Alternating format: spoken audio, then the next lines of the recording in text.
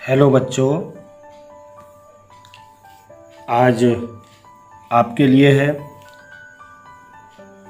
पृष्ठ रसायन से उत्प्रेरण यानी कि कैटलिस्ट। तो बच्चों, बहुत महत्वपूर्ण टॉपिक है आप लोगों के एग्ज़ाम के लिए। तो सर्वप्रथम इसकी हिस्ट्री पे जाते हैं। तो 1835 में 1835 में सर्वप्रथम जो उत्प्रेरक शब्द है उसका यूज किया था वर्जिलियस ने।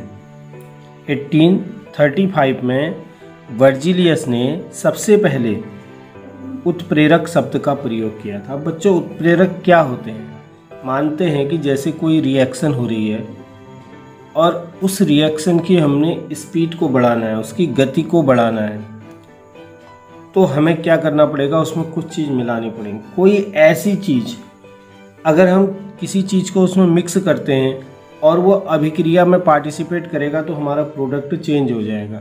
लेकिन हमें ऐसी चीज़ उसमें मिलानी होगी कि जो अभिक्रिया की जो स्पीड है, जो गति है, उसको तो बढ़ा दे, लेकिन उसके अंदर पार्टिसिपेट न करे। अगर पार्टिसिपेट वो करने लगेगा तो क्या होगा? हमारा जो प्रोडक्ट है वो चेंज हो जाएगा। तो ऐसे पदार्थ जो होते हैं उत्प्रेरक कहलाते हैं। तो हम डिफाइन करें, इसको परिभाषित करें, तो वे पदार्थ जो रासायनिक अभिक्रिया में द्रव्यमान एवं संगठन की दृष्टि से भाग नहीं लेते हैं या भाग लिए बिना अभिक्रिया के वेग को बदलते रहते हैं। ठीक है, बढ़ा भी सकते हैं, घटा भी सकते हैं। मोस्टली अभिक्रिया के वेग को बढ़ाने के लिए इनका प्रयोग किया जाता है, उत्प्रेरक कहलाते हैं। और यह जो पूरी प्रोसेस होती है बच्चों, इसको हम उत्प्रेरण कहते हैं। बहुत सरल सी डेफिनेशन है। वे पदार्थ जो रासायनिक अभिक्रिया में द्रव्यमान एवं संगठन की दृष्टि से भाग लिए बगैर, ठीक है, अभिक्रिया के वेग को बदलते हैं, उत्प्रेरक कहलाते हैं। और यह प्रक्रम उत्प्रेरण कहलाता है। जैसे इसके लिए हम एक रिएक्शन लेते हैं, आपकी केमिस्ट्री की बड़ी इंपॉर्टेंट रिएक्शन है हैबर विधि के द्वारा अमोनिया का निर्माण। तो हैबर प्रोसेस में नाइट्रोजन और हाइड्रोजन की अभिक्रिया होती है और उसके द्वारा अमोनिया का निर्माण होता है। लेकिन इसमें जो है उत्प्रेरक के रूप में आयरन का प्रयोग करना पड़ता है। अब यहाँ पर जैसा रिएक्शन में देखिए आप, नाइट्रोजन और हाइड्रोजन की रिएक्शन हो रही है और अमोनिया मिल रहा है, तो Fe जो आयरन है वो उत्प्रेरक के रूप में यहाँ पर प्रयोग हो रहा है। तो उत्प्रेरक है, यहाँ पर हमने प्रयोग किया और एज इट इज़ बाहर निकल जाएगा उसी रूप में। वो अभिक्रिया में पार्टिसिपेट नहीं होगा। जो हमारा कंपाउंड बना वो नाइट्रोजन और हाइड्रोजन से बना, इसका कोई रोल नहीं है। ये क्या करता है कि इस अभिक्रिया के वेग को सिर्फ क्या करता है? बढ़ाता है। जल्दी जल्दी अभिकारकों को अधिशोषित करने का काम करता है, जिससे कि बहुत तीव्रता के साथ क्या हो? अभिकारक अधिशोषित हो और अभिक्रिया की गति बढ़े। उत्प्रेरक, वर्धक। तो बच्चों, जैसा आप जानते होंगे, उत्प्रेरक हमने समझ लिए। वर्धक माने होता है बढ़ाने वाला। बड़ी सरल सी चीज़ है। वर्धक मीन्स क्या होता है? बढ़ाने वाला। ठीक है। तो ऐसे पदार्थ जो उत्प्रेरक की उत्प्रेरण क्षमता को, अब ये उत्प्रेरक की दवाई समझ लीजिए इसको आप। तो वे पदार्थ जो उत्प्रेरक की उत्प्रेरण क्षमता को बढ़ाते हैं, ठीक है, जो उसकी अधिशोषित करने की क्षमता है उसको बढ़ाते हैं, तो वो उत्प्रेरक वर्धक कहलाते हैं। ठीक है। ऐसे पदार्थ जो उत्प्रेरक की उत्प्रेरण क्षमता को बढ़ाते हैं उत्प्रेरक वर्धक कहलाते हैं। जैसे हम मान लेते हैं कि हैबर प्रक्रम होता है, वही मैंने बताया आप लोगों के लिए बहुत इंपॉर्टेंट है, इसलिए मैं बार बार इसका एग्जाम्पल दे रहा हूँ। हैबर प्रक्रम में आयरन जो होता है, यहाँ पर जैसे हमने देखा है, यह आयरन होता है। आयरन यहाँ पर उत्प्रेरक है। ये जो आयरन है ये क्या है? यहाँ पर उत्प्रेरक है। लेकिन इस उत्प्रेरक को यूज करने के बाद भी बहुत जल्दी हमारी अभिक्रिया नहीं होती है। तो इसमें हम मॉलिब्लेडिनम या वेनेडियम पेंटाऑक्साइड V2O5 को प्रयोग करते हैं।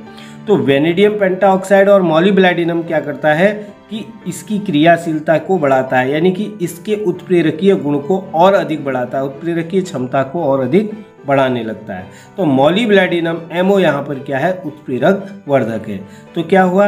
वे पदार्थ जो उत्प्रेरक की उत्प्रेरण क्षमता को बढ़ाते हैं उत्प्रेरक वर्धक कहलाते हैं। ठीक है। उसी तरह से ये वर्धक था, अब ये उत्प्रेरक विष है। तो विष क्या होगा?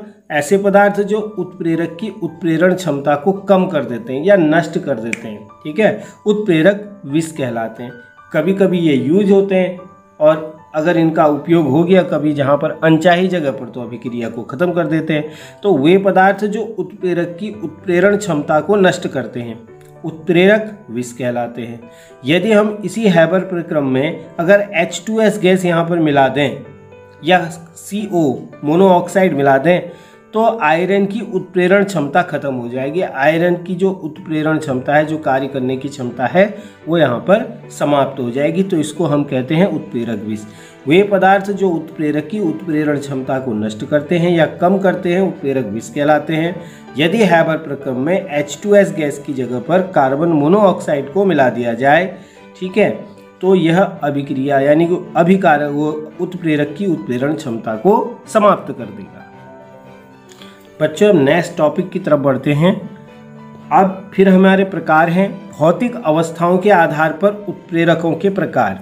भौतिक अवस्थाएं, ठीक है, हम इसको भौतिक अवस्थाओं के आधार पर उत्प्रेरकों के प्रकार। तो भौतिक अवस्थाओं के आधार पर दो प्रकार के उत्प्रेरक होते हैं हमारे पास, एक समांगी होता है और एक विषमांगी होता है। समांगी और विषमांगी उत्प्रेरक होते हैं। तो समांगी, समांगी मीन्स जिनके अंग क्या हैं, समान हैं, उनको हम क्या कहते हैं, समांगी। यदि अभिकारक उत्प्रेरक व उत्पाद, अभिकारक उत्प्रेरक और उत्पाद तीन चीज होती हैं, एक अभिकारक हो गया, दूसरा उत्प्रेरक हो गया और तीसरा उत्पाद हो गया। जो इधर रिएक्शन कर रहे हैं, जो रिएक्शन जो पार्टिसिपेशन कर रहे हैं रिएक्शन में, दो चीज़ें ये अभिकारक कहलाती हैं, ये प्रोडक्ट हो गया और ये क्या हो गया हमारे उत्प्रेरक। यदि अभिकारक उत्प्रेरक व उत्पाद तीनों की भौतिक अवस्थाएं समान हो तो ये क्या कहलाता है, समांगी उत्प्रेरण कहलाता है। इसी का जस्ट अपोजिट हम लेते हैं। यदि अभिकारक व उत्प्रेरक अलग अलग भौतिक अवस्थाओं में होते हैं, एक यहाँ पर गैस है, एक यहाँ पर सॉलिड है। देखिए यहाँ पर अभिकारक गैस है और उत्प्रेरक क्या है, सॉलिड है, और ये गैस है। तो इनकी तीनों की अवस्थाएं अलग अलग हैं, तो इसलिए हम कहते हैं कि यहाँ पर जो उत्प्रेरण हो रहा है वो किस तरह का हो रहा है, विषमांगी हो रहा है। तो यदि अभिकारक व उत्प्रेरक की भौतिक अवस्थाएं अलग अलग होती हैं तो विषमांगी उत्प्रेरण कहलाता है। अधिशोषण सिद्धांत, तो यह सिद्धांत उत्प्रेरण की क्रियाविधि को स्पष्ट करता है। उत्प्रेरण की क्रियाविधि को स्पष्ट करने वाला सिद्धांत विषमांगी उत्प्रेरण का अधिशोषण सिद्धांत कहलाता है। तो उत्प्रेरण के संबंध में जो पहला सिद्धांत था, प्राचीन सिद्धांत था, वो ये कहा जाता था कि गैसीय या विलयन प्रावस्था में अभिकारक, जो अभिकारक होते हैं, उत्प्रेरक की सतह पर अधिशोषित होते हैं, ठीक है, मेन अधिशोषण का ही वर्क है, और अभिकारकों की सांद्रता में वृद्धि करते हैं, और जिससे क्या होता है, अभिक्रिया का वेग बढ़ता है। यानी कि इस तरह का प्लेटफॉर्म बनाते हैं जहां से बहुत अधिक मात्रा में अभिकारक वहां पर क्या हो, अधिशोषित हो। जितनी अधिक मात्रा में अभिकारक अधिशोषित होंगे उतना ही अभिक्रिया का वेग क्या होने लगेगा, बढ़ने लगेगा। यह सिद्धांत था प्राचीन सिद्धांत। आधुनिक सिद्धांत भी इसी प्रकार का है। आधुनिक सिद्धांत को भी अब हम समझेंगे आगे, तो आधुनिक सिद्धांत भी सेम यही है, लेकिन उसमें एक मध्यवर्ती के निर्माण की बात को अतिरिक्त कहा गया है। तो आधुनिक सिद्धांत में 5 पद हैं, 5 स्टेप्स में हम इनको समझेंगे। मान लेते हैं एक अभिक्रिया A+B टेंस टू, यहाँ पर उत्प्रेरक है और ये प्रोडक्ट बन रहा है हमारा A बॉन्ड B, यानी कि A+B, A अभिकारक B अभिकारक, यहाँ पर हम कोई भी उत्प्रेरक जो यूज कर रहे हैं वो हो गया और प्रोडक्ट बन रहा है। तो इसको समझने के लिए हम 5 स्टेप्स को इसके समझते हैं डायग्राम के द्वारा। देखें बच्चों, ये अभिकारक है A+B, हमने यहाँ पर उत्प्रेरक कोई भी यूज किया और A बॉन्ड B, ये हमें एक प्रोडक्ट मिल रहा है। तो इस सिद्धांत के 5 स्टेप्स हैं, जिसमें पहला स्टेप कहता है उत्प्रेरक की सतह पर अभिकारकों का विसरण। ये हमारा उत्प्रेरक है, इसको हम ऐसे प्रकट कर सकते हैं 1 2 3 4, ठीक है, क्योंकि इसमें सक्रियक समूह होते हैं, ठीक है, जहां पर कोई भी अभिकारक अधिशोषित होता है, तो इसलिए हम इसको इस तरह से दिखा देते हैं। तो इसको उत्प्रेरक सतह कहते हैं, ठीक है, मुक्त संयोजकता सहित। और इसमें कुछ ऐसे स्पेस होते हैं जहां पर जिसको सक्रिय केंद्र कहा जाता है और अभिकारक वहां पर अधिशोषित होते हैं। तो पहले स्टेप में उत्प्रेरक की सतह पर अभिकारकों का विसरण A+B जो हमारा अभिकारक है यहाँ पर, ये इसकी सतह पर विसरित होगा पहले प्रोसेस में, ठीक। और जब ये विसरित होगा तो ये इसके ऊपर यानी कि जाने का प्रयास करेगा, विसरण करेगा। तो हमने यहाँ पर उत्प्रेरक की सतह पर अधिशोषक का विसरण, और जो इसके पश्चात जो सेकंड पद होगा उसमें क्या होगा, उत्प्रेरक की सतह पर अब अधिशोषण आरंभ होगा, अभिकारकों का अधिशोषण। तो पहले स्टेप में A+B देखिए अलग है, यहाँ से प्रोसेस शुरू हुई है। दूसरे स्टेप में ये इसके ऊपर अधिशोषित हो रहे हैं। तो अधिशोषित हो रहे हैं यानी कि जो उत्प्रेरक है उसके साथ में एक आंशिक बॉन्ड यहाँ पर बना करके रहेंगे, ठीक है। तीसरे स्टेप में हम आते हैं मध्यवर्ती यौगिक का निर्माण। अब यहाँ पर जब ये अधिशोषित हो गए इसके ऊपर तो एक मध्यवर्ती यौगिक बनेगा, मध्यवर्ती यौगिक का निर्माण। तो यहाँ पर A और B जो थे इसके साथ में आबंध बना करके एक मध्यवर्ती यौगिक यहाँ पर इन्होंने बना लिया। अब नेक्स्ट चीज जो आएगी नेक्स्ट स्टेप में है विशोषण। अब यहाँ पर जब हमारा मध्यवर्ती यौगिक बन गया तो मध्यवर्ती यौगिक के बाद हमको प्रोडक्ट अलग चाहिए और उत्प्रेरक अलग चाहिए, यानी कि उत्प्रेरक तो बाद में सेपरेट हो जाएगा। तो ऐसी स्थिति में क्या होगा, जो उत्पाद है अब ये बन चुका है, A B यहाँ पर बॉन्ड बन चुका है इनके बीच में, तो यहाँ पर अब विशोषण आरंभ होगा। विशोषण मीन्स जो A B है ये अलग होने की कोशिश करेगा, इसको हम कहते हैं विशोषण। तो उत्पाद अणुओं का विशोषण आरंभ हो जाएगा। तो विशोषण के बाद जो उत्प्रेरक और विशोषण हो गया, विशोषण के बाद जो A B जो उत्पाद है वो अलग चला जाएगा और जो उत्प्रेरक है वो अलग आ जाएगा। पहला स्टेप है उत्प्रेरक की सतह पर अभिकारकों का विसरण। दूसरा स्टेप था उत्प्रेरक की सतह पर अभिकारकों का अधिशोषण, मध्यवर्ती का निर्माण, उत्प्रेरक की सतह से उत्पादों का विशोषण और उत्पादों का उत्प्रेरक की सतह से दूर होना या उत्प्रेरक का अलग होना। तो ये हमने क्या समझा, विषमांगी उत्प्रेरण का आधुनिक सिद्धांत, ठीक है, अधिशोषण का सिद्धांत।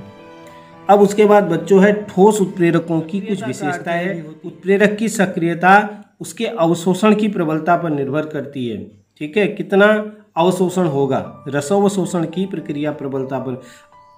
अधिशोषण की प्रबलता नियंत्रित होनी चाहिए, प्रबलता बहुत अधिक नहीं होनी चाहिए।